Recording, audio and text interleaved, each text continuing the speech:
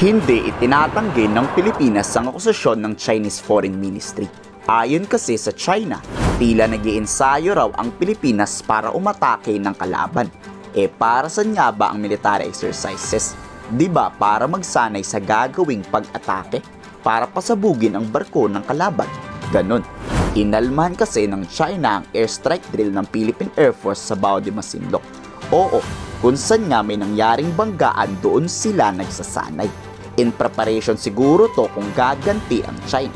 Kasama nga din sa simulated attack ang F-22 Raptor ng Royal Australian Air Force. Kahit madilim at masama ang panahon, tuloy ang pagsasanay. Ang senaryo, may na-detect na kalabang susugod. Bago pa yan makalapit, dineploy na agad ng Philippine Air Force ang ating fighter jet para intercept o pigilan ng pagdaong nito. Pero mas maganda siguro kung may target talaga. Tulad noong nakaraang pinalubog yung made in China na barko. The pilots are trained, the aircraft are designed to address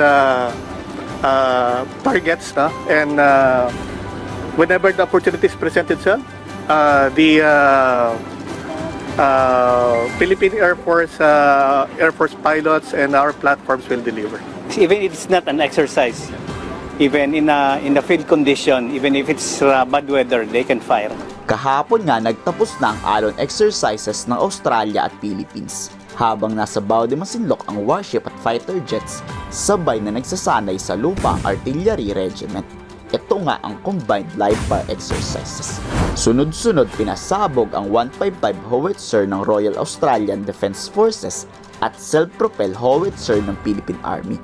Dito pinakita ang kahandaan ng Pilipinas na depensahan ng teritoryo natin. The scenario is there's an ongoing counter-attack on the land forces, and we have here the fire support from both the Australian and the Army howitzers.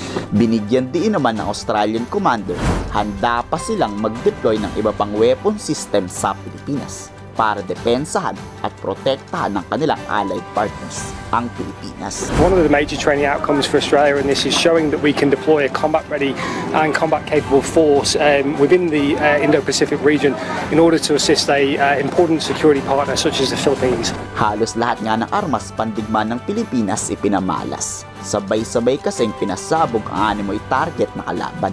Sa Philippine Army, gumamit ng Javelin anti-tank missile system, tangke at mortar.